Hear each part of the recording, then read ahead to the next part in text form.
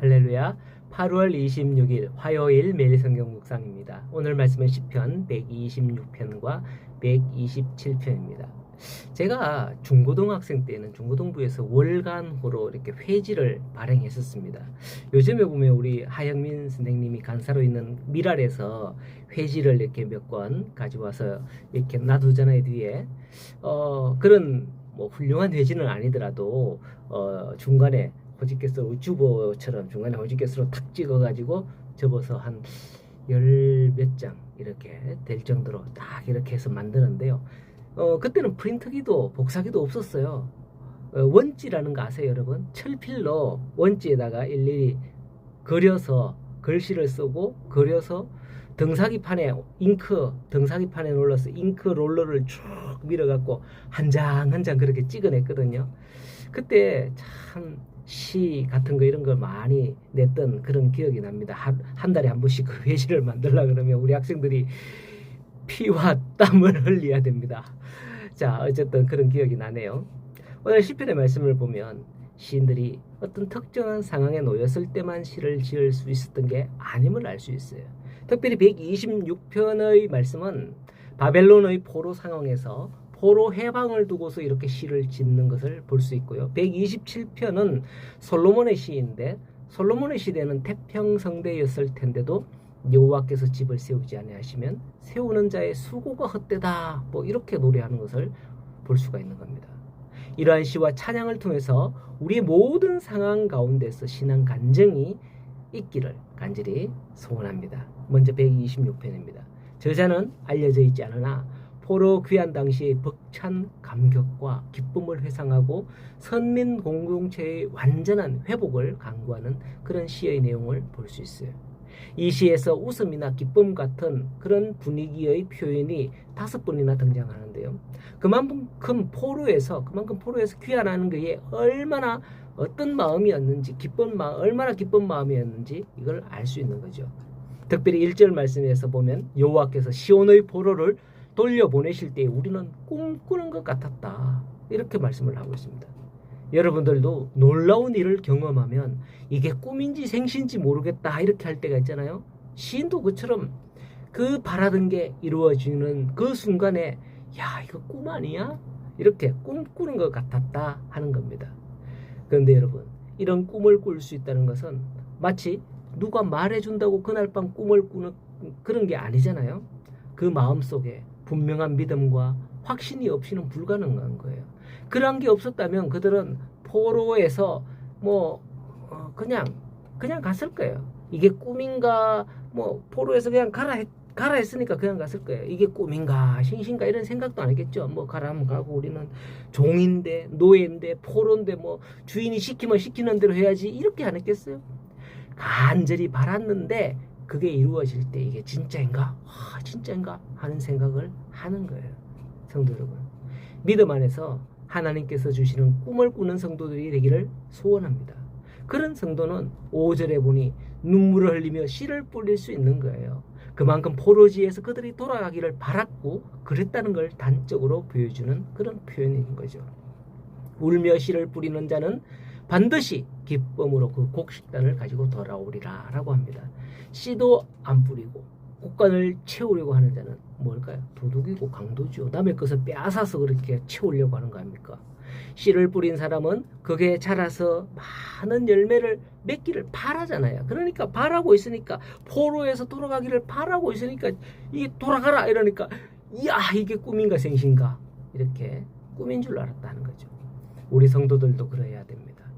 그 씨가 뭔지 여러 가지 상황에서 비유할 수 있겠습니다만은, 교회에서는 전도라고도 볼 수 있겠고요. 주일학교에서는 씨, 어린아이들이라고 볼 수 있겠고요. 성도들에게 씨라고 하면 뭐라고 할까요? 또 기도가 아닌가, 기도라고도 볼 수 있겠습니다. 예, 이렇게 모든 상황 가운데서 씨를 뿌려야지 그냥 가만히 있는다고, 그냥 둔다고, 아니 그냥 왔다 갔다 교회만 왔다 갔다 한다고 다 되는 건 아닙니다. 힘들어도 씨를 뿌리는 그런 성도, 씨를 뿌리는 우리 교회가 되기를 간절히 소원합니다. 자, 그리고 이 127편의 말씀을 보겠습니다. 이것도 아주 좋은 말씀이 있어요. 1절부터 보면 여호와께서 집을 세우지 아니하면 세우는 자의 수고가 헛되며 여호와께서 성을 지키지 아니하면 파수꾼의 끼어 있음이 헛되도다라고 말씀을 합니다. 우리 집, 우리 가정 행복하면 좋겠죠. 솔로몬 보세요. 지금까지 솔로몬만큼 지혜로운 자가 없었습니다. 세상에 사람들이 돈을 또 많이 벌면 행복할 것 같다고 하는데 솔로몬에 비하면 그건 아무것도 아니에요.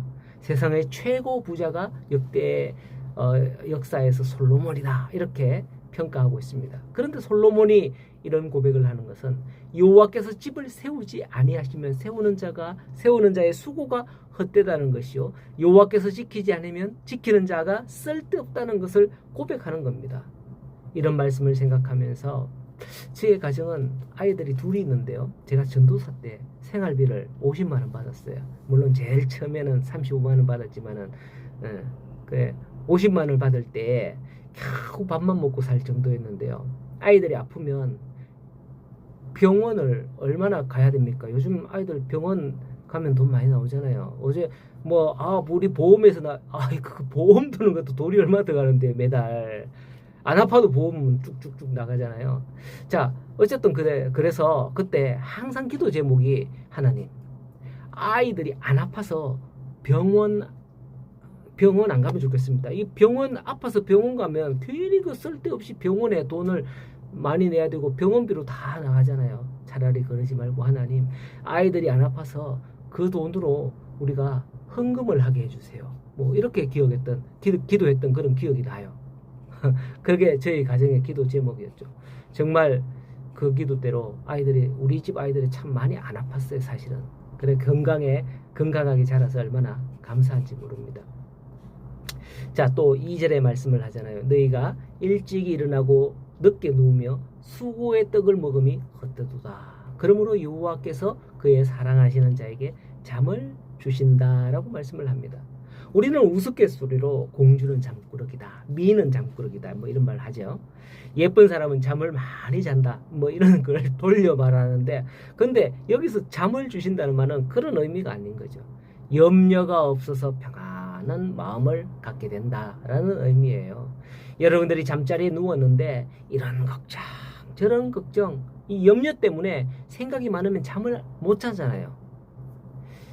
앞부분에 너희가 일찍 일어나고 늦게 누우며 수고의 떡을 먹음이 헛되도다 이렇게 하는데요. 그런 염려가 많지 않다는 거예요. 하지만 그 모든 염려를 하나님께서 맡으면 평안하게 되고 잠을 잘 수 있다라는 겁니다. 물론 다른 쪽으로 해석해도 여러 가지 해석과 적용이 가능합니다만은 하나님의 말씀은 상황에 따라서 이렇게 적용이 될 수 있습니다. 성도 여러분, 여러분들에게 그런 모든 염려가 사라지기를 소원합니다. 3절에서 5절의 말씀에 보면 태의 열매와 자식들이 복이 되고 힘이 된다고 하잖아요. 물론 고대에는 사람이 얼마 없기 때문에 농사를 지어도 우리도 내가 어릴 때도 학교만 갔다 오면 밭에 가서 일을 해야 됐었어요. 왜? 일꾼들 하면 다 돈 줘야 되니까 완전히 어린이 노동 착취. 어쨌든 그렇습니다. 고대에도 여러 위협으로부터 지키려고 하면 일단 자기 식구들이 많아야 되는 거예요. 자기 종들이 많거나 그렇게 해야 돼요. 그래야 힘이 되죠. 그러니까 태의 열매와 자식들이 복이 되고 힘이 된다고 하잖아요. 하나님께서 주신 모든 것이 여러분들의 힘이 되기를 바랍니다. 오늘도 주님의 주신 힘으로 승리하는 그런 하루가 되는 여러분들이 되시기를 간절히 소원합니다.